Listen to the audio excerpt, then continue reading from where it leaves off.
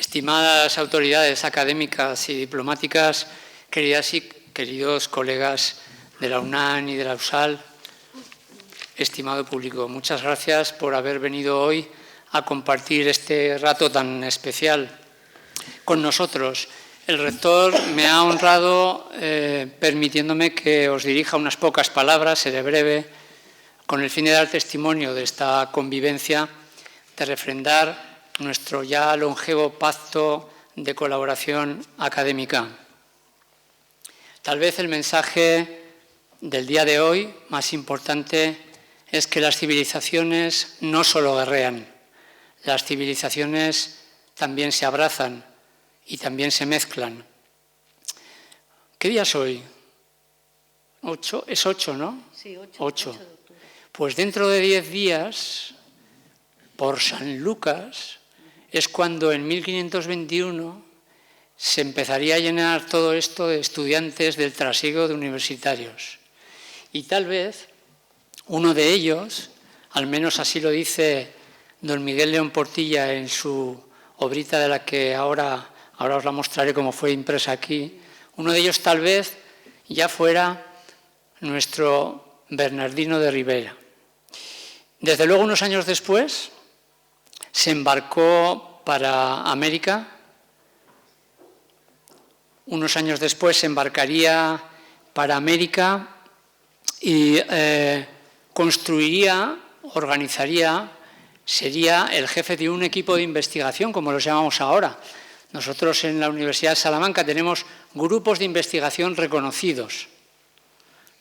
¿Verdad, señor rector? Así se llaman. Pues el propio Bernardino de Sahagún construyó un maravilloso equipo de investigación con colaboradores de aquí y de allá que daría lugar, nada menos que durante 40 años, a una de esas maravillosas obras que es de la literatura hispanoamericana, joya, cumbre de la literatura hispanoamericana, que es su Historia de las Cosas. Y dice León Portilla que entonces hay que reconocerlo como uno de los padres fundadores de la antropología moderna, pero yo creo que se queda escaso ese reconocimiento porque hay muchas formas de practicar la antropología. Y Bernardino de Sahagún fue pionero en eso que hoy llamamos corrientes interpretativas y fenomenológicas, vale decir, el arte de escuchar al otro, de ponerse en su lugar. Habría que esperar más de 400 años para que los americanos hablaran de la oral history y después de la Segunda Guerra Mundial, con ayuda de los magnetófonos, comenzara esa forma de investigar que consiste en dar la voz a los que no tienen voz. Pero esto ya lo hacía Bernardino de Sahagún con sus pláticas de viejos, sus huehuetlatoli, ¿verdad?, donde escuchaba a los mayores que eran símbolo de sabiduría. ¿Qué no hubiera hecho hoy con un smartphone? El caso es que hace poco hicimos nosotros este tipo de investigación que, como sabéis hoy, afortunadamente en la academia la practicamos con personas mayores de Zamora, que está al lado y que es una de las provincias donde más población mayor hay de todo el país. Sabéis que estáis en España, un país envejecido, y cuando entrevistamos a los mayores no solo sacamos información, hacemos algo más. Hay como una conexión mística, permitidme que me exprese hoy aquí en estos términos, y a ellos les viene muy bien, porque si no se sienten marginados. Y realmente los sociólogos sabemos que la población mayor es una población hoy en día tristemente vulnerable y marginada. Eso no ocurría en tiempos de Bernardino, que sabía cómo escuchar a los mayores. Por eso digo que es el arte de escuchar y por eso digo que eso conviene también recalcarlo. La universidad, en todo caso, creo que es, sin lugar a dudas, el lugar que mejor ilustra este esfuerzo por integrar las culturas de forma pacífica.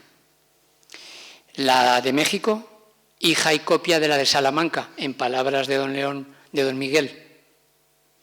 Y él mismo lo que hizo fue tomar el testigo de Fray Bernardino de Sahagún cuando llegó a esta universidad y dio esa conferencia en el 66, que la Universidad de Salamanca tuvo bien a reproducir en este pequeño formato, de significado de la obra de Fray Bernardino, y descubrió la placa. Hoy hemos hecho nosotros, hemos completado el homenaje. Yo no sabía que le gustaba, lo acabo de saber ahora por Alicia, que era fan de las placas, que le gustaba poner placas.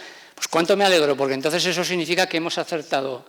Querida Alicia, querida familia, hemos acertado en poner nuestra placa y nos sentimos orgullosos de devolver ese gesto. Y me gustaría comentar que no es un gesto más, no es un gesto protocolario ni diplomático, porque las palabras a veces se las lleva el viento, pero las de don Miguel León Portilla no se las llevaba el viento, porque estaban ancladas en una investigación rigurosa. Como tampoco las nuestras, que queremos ser sus otros testigos, que queremos seguir con esa labor. Las nuestras no, porque pasamos por muchas evaluaciones. Nosotros estamos constantemente evaluados por el SNI en México, el terrible SNI, y aquí en España por la terrible ANECA. Así que ¿cómo se las va a llevar el viento? Eso es un control de calidad muy fuerte. En 1939, nuestra querida María Zambrano dio un ciclo de conferencias en la Casa de España de México, que se había puesto en marcha hace poco y que, como saben ustedes, hizo la gran labor de recoger a esos intelectuales españoles y de escucharles. Y el título de sus conferencias era Pensamiento y poesía en la vida española.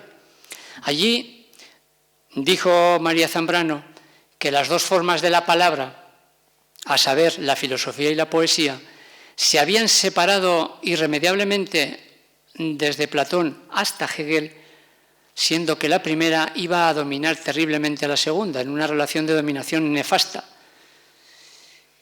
Y hoy, decía en ese momento la Zambrano en el 39, ese mundo se desploma bajo la llamada crisis del racionalismo. Y nos ha tocado a nosotros, a mi generación, decía ella en ese momento, soportar esa dolorosa experiencia. Bien, después de un gran derrumbe lo que queda es el terreno yermo, la tierra baldía. Y uno de los mejores retratos los había pintado unos años antes, en 1922, el gran Eliot, el poeta. Y la verdad es que posteriormente siguió habiendo temblores y réplicas de los temblores durante todo el siglo XX. No era una cuestión solo de una generación, lo iban a sufrir muchas generaciones. Tal vez el último temblor, tal vez el último aldabonazo a la conciencia occidental fue la de mayo del 68. El último clavo ardiendo al que se agarraron algunos notables intelectuales mexicanos como nuestro querido Octavio Paz. ¿Cómo no hablar hoy aquí de Octavio Paz? Que al decir de Enrique Krause, tal vez puso sus últimas esperanzas en la revolución estudiantil del 68. Pero llegó la masacre de Tlatelolco y llegó el Gulag y se completó el nefasto ciclo de desilusión colectiva que ya había pronosticado Nietzsche a principios del siglo. Veo subir la pleamar del nihilismo. Después de una desilusión no se cree en nada. Eso es lo que le pasó a Paz. Pero toda crisis, después de toda crisis, que supone una dolorosa ruptura del equilibrio, aquel equilibrio con el racionalismo era injusto, pero al fin y al cabo era un equilibrio y provocaba un cierto confort en la vida de las personas. Digo que con toda crisis y ruptura del equilibrio se sufre, pero se tiene una nueva oportunidad para construir otra vez las cosas bajo bases más justas. Y en este caso, limando las asperezas de la racionalidad instrumental y volviendo a reunir los cauces del pensamiento poético y racional. Zambrano creía que teníamos que aprender para ello de las culturas prehispánicas. En realidad, el reto que tenemos planteado en este siglo XXI es el de reconectar los eslabones de lo que podemos llamar el humanismo poético. Si queremos que nuestros hijos y nuestros nietos vivan para contarlo, yo creo que tenemos que invertir el egocentrismo. Esa superación, vale decir bienestar, solo puede ser individual y colectiva, pero las dos al mismo tiempo y no separándolas como se suele hacer. Y para ello sí que pueden servirnos las filosofías y las religiones orientales, como el propio Eliot enigmáticamente acababa su tierra baldía, haciendo un guiño a esas filosofías. Pero sobre todo, en esta casa, nosotros, los académicos, lo que deberíamos hacer es adoptar para dar ejemplo un enfoque metacientífico, metapoético, en el que el yo ya no es el centro de todo, como hiciera el propio Eliot al practicar una poesía impersonal.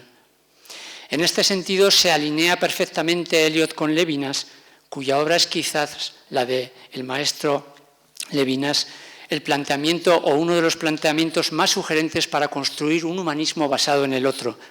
Un camino que lleve al sujeto moderno a salir de sí mismo, del mismo, con mayúsculas. Un camino que nos ayude a salir vivos de la modernidad, de ese derrumbe, de esas ruinas. Un camino, en suma, que nos permita vivir la última de las ilusiones, la ilusión de vivir sin ilusiones, como también enigmáticamente planteaba Ortega y Gasset en su meditación sobre Europa. Y este es el sentido, queridas y queridos amigos, del pacto que creo que hoy refrendamos en nuestras dos universidades, la de reconstruir ese humanismo. Y eso significa al menos dos cosas, resumidamente, dos cosas. La primera, que debemos seguir luchando por la verdad. Y esto parece un objetivo de perogrullo, pero hoy lo es menos que nunca. Porque, como ustedes saben, estamos rodeados de negacionistas. ¿Qué es el negacionismo sino una negación de la verdad? Fake news. Posverdad. ¿Qué es la posverdad? Sino una forma eufemística de decir que ya no creemos en la verdad. Y términos análogos que la verdad es que resuenan en nuestros oídos como zumbidos muy amenazadores. Las propias ciencias humanas y sociales, los propios intelectuales, nuestros propios colegas, a veces tiran la toalla y, como decía Bauman ya en los años 90, pierden de vista que debemos llevar la sociedad hacia un mundo mejor y contar con la transferencia de nuestros conocimientos a la sociedad, que es esa nuestra labor. Pero pierden de vista ya eso, no queremos dirigir a la sociedad a una utopía, ya no creemos en esas utopías. Un buen ejemplo de estas desilusiones y de esta forma de pensar que debemos corregir, triste ejemplo, es la interpretación maniqueísta, y estaba en contra, muy bien como dice Alicia Mayer, el doctor León Portilla, del maniqueísmo, pues la interpretación maniqueísta de las efemérides que ustedes los mexicanos celebran en este año. Tal vez la sugerencia de Roger Bartra es la única forma de salir del laberinto de la soledad. La identidad del mexicano no puede estar basada en un esquema dual, porque eso le conduce a la esquizofrenia dolorosa, sino en un esquema plural. La segunda cosa que creo que significa ese humanismo que debemos recomponer no es otra que entenderlo como compromiso moral. Esto significa ponderar la autonomía de la que tanto nos hemos hartado durante todo este siglo XX con heteronomía. Esto supone, por ejemplo, seguir trabajando para que aumenten las humanidades en nuestras universidades, en los planes de estudios. Pero antes que nada supone aportar coherencia. Creo que no podemos aplicar un doble rasero moral para el pasado y para el presente. A día de hoy sigue habiendo sacrificios de vidas humanas en los altares domésticos, ante anonadados lares. Os recuerdo que entre enero y febrero de este año, en España se han contabilizado 12 feminicidios, pero en México 142. Son sacrificios de vidas humanas. De lo que debemos avergonzarnos es de toda violencia, también de la simbólica, de la que inconscientemente, como decía Bourdieu, practicamos todos los días, incluso los que parece que menos practicamos, y que debemos de vigilar epistemológicamente o no, cotidianamente o no, en nuestros respectivos despachos y en nuestros salones de clase y en nuestras casas con la conciliación familiar. Preocúpate de lo que depende de ti, nos decía Epícteto. Y entonces resuenan esas enseñanzas de los estoicos y hoy debemos ser estoicos. ¿Pero qué significa ser estoico hoy en día? Pues ser más estoico que los estoicos. Porque lo que depende de ti no es solo ya lo que te rodea. En un mundo global, interconectado, lo que depende de nosotros es todo. Por eso nuestro compromiso moral es más difícil que nunca. ¿Dónde nos inspiraremos? En universos donde la razón todavía no ha esclavizado, la poesía no ha sido esclavizada por la razón. Es decir, donde la vida no se ha divorciado de la muerte, ni lo útil de lo trascendente. Universos como el náhuatl. El filósofo náhuatl, decía Miguel León Portilla, es quien enseña a la gente a adquirir y desarrollar un rostro. Un rostro no es una parte anatómica, no es una parte de la anatomía, es algo más. Un rostro es una metáfora del yo que se desarrolla con la educación. El rostro que también es la base de la filosofía de Levinas, es el punto donde se concentra el otro, donde hay que ir, porque el rostro de uno no se ve, como dice también Rafael Cadenas, al que aquí se le otorgó el premio Reina Sofía. El rostro que no se ve, ese es el mío, pero el rostro que se ve es donde se concentra el otro, el prójimo, el próximo, que hoy en día es también el que está más allá. De ahí nuestra apuesta por la educación presencial. Y en esta universidad, gracias al convencimiento del rector aquí presente, hemos luchado y hemos conseguido que esa educación presencial se mantenga y ha tenido que echarse un pulso muy fuerte contra algunos movimientos en contra. Y también luchamos por una medicina, ya que hablamos de anatomía, y esto es muy importante decirlo porque hablamos después de una pandemia y es muy importante hablar de esto, una medicina no tecnológica, una medicina que recupere el sentido etimológico de la palabra clínica, que es estar al pie de la cama del paciente y escucharle. Y no estar mirando los gráficos de la pantalla y decirle usted, tiene un BCR-ABL de 0,5. Vuelva usted dentro de 3 meses a ver si ha bajado un algoritmo, así me dice a mí mi hematólogo, a ver si bajamos un algoritmo. ¿De acuerdo? Ese es nuestro compromiso moral en la universidad y, como digo, en esta universidad, y lo digo con orgullo, lo hemos intentado y lo estamos intentando reflejar en nuestras líneas estratégicas. Rubriquemos, por favor, y este es el sentido del mensaje de hoy, si me permitís decirlo así contundentemente, las palabras de Roland Barthes. La poesía debería formar parte de los derechos humanos, puesto que es la práctica de las utiliza en un mundo bárbaro. Queridas y queridos amigos, estoy convencido de que no nos queda más remedio a todos nosotros que aprender a ser un poco poetas. Porque como advirtió Hölderlin, solo hablan los poetas. Y como siguió diciendo de forma un poco profética el propio Hölderlin, was bleibt aber, stiften die Dichter. Es decir, lo que permanece lo fundan los poetas. Lo que permanece, fijaos bien, hoy diríamos lo sostenible, eso es lo que permanece. Poetas como Nezahualcóyotl, poetas gestores, gobernantes, rectores como Nezahualcóyotl, que se les conocía, ya lo hemos dicho, como Tlalohctinime, los que saben algo, no los que saben todo, los sabelotodos, como esos tertulianos que vemos en la tele, ni tampoco los que no saben nada, los que saben algo. Fijaos qué bonita descripción de un Tlamatini que tenemos aquí en Salamanca, que es nuestro santo santorum, don Miguel de Unamuno. Don Miguel de Unamuno decía, mi religión es buscar la verdad en la vida, y la vida en la verdad, a unas sabiendas de que nunca la voy a encontrar. Qué lección de humildad de un Tlamatini que tenemos en casa, Miguel de Unamuno. Por cierto, se llamaba Miguel, como León Portilla. Nuestro Miguel de Unamuno se llamaba Miguel, qué coincidencia. Y, por cierto, fue profesor, fue rector, fue político, pero ¿sabéis también lo que fue? Poeta. ¿Y sabéis lo que dijo? Al morir, quisiera que dijesen de mí, fue todo un poeta. Y es que la poesía casa con la verdad. Queridos amigos, la poesía es la que casa con la verdad. Nietzsche se equivocaba, o al menos se exageraba, cuando decía que los poetas son esos falsificadores. No, el poeta es el ser que menos puede falsificar, porque constitutivamente en su ADN es imposible la mentira. Me gustaría extenderme sobre esto, pero no puedo. Es sabiendo algo, ni nada, ni poco, como se va fundando. Y cada fundación es un pequeño avance en ese territorio infinito de la verdad y de la libertad, contra ese enemigo experto en técnicas de camuflaje que hoy tanto acecha. La universidad es el semillero universal de la verdadera fundación, la que se hace con la palabra, no con la espada. Pero la palabra, cualquier palabra, no, porque sí que es verdad que la palabra hiere más que la espada, ¿no se dice eso? Luego la palabra puede ser también mortal. A la palabra no le basta con ser palabra, nuestra palabra en la universidad no solo le basta, es que no, tiene que ser palabra poética, permitidme. Palabra poética, ¿por qué? Porque es la palabra que escucha.